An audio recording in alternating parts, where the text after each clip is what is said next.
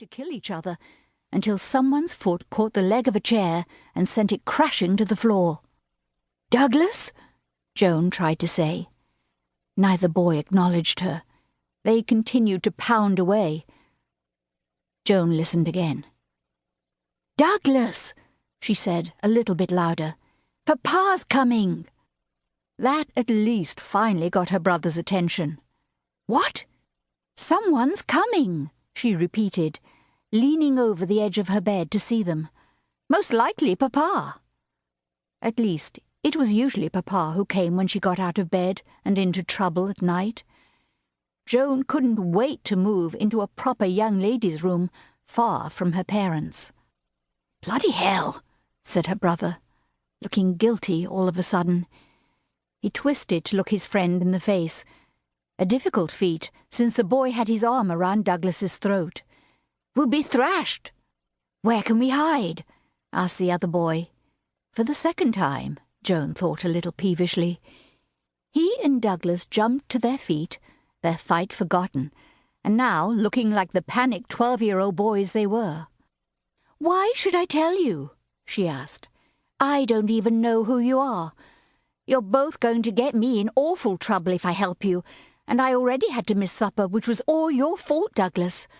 "Bother that, Joan," Douglas interrupted. "Help us this time, and I swear we'll be in your debt forever." She crossed her arms. Everyone was very busy telling her what to do today. Besides, she knew forever meant less than a day to Douglas. "Under the bed, I suppose, but you'd better be quiet," she added, as they immediately slid under her bed, pulling the dust skirt down behind them. She heard a bare moment of scuffling from the floor, and then the door latch clicked open. "Joan?" Papa peered around the edge of the door, wearing his dressing gown and old slippers. "Are you awake, Popkin?" "Yes, Papa," she whispered. I'm sorry. I didn't mean to wake you." He came into the room. "Why are you awake, child?" He saw the fallen chair, and a slight frown touched his brow. She jumped out of bed and began tugging at it, trying to right it. "I'm sorry, Papa. I knocked it over. I couldn't sleep, and I wasn't being careful." Papa picked up the chair and set it on its feet. He scooped Joan into his arms and deposited her in bed again, tucking the blankets around her. "Why couldn't you sleep?" Joan didn't have to fake the tremble of her chin. "I was a little hungry," she confessed, in a very small voice. She certainly was, now that Douglas and his friend had woken her up and made her think about the missed supper. Her father smiled, his shoulders relaxing.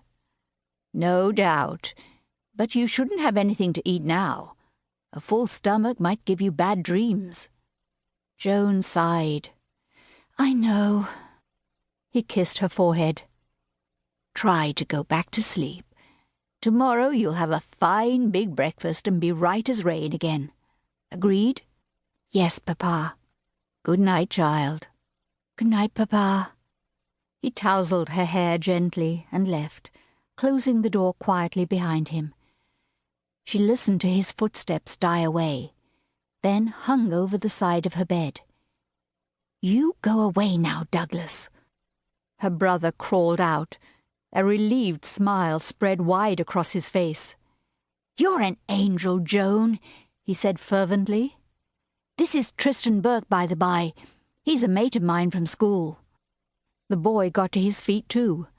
He was taller than Douglas, and looked even skinnier next to her strapping brother. He bowed awkwardly, and Joan giggled. "Tristan Burke, miss, at your service." "Why are you hiding?" Joan asked them. "And what are you doing running about in the middle of the night?" Douglas looked sheepish. "A wager." "Who won?"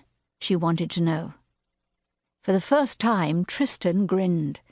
His eyes lit up, and a deep dimple appeared in his cheek. "I did."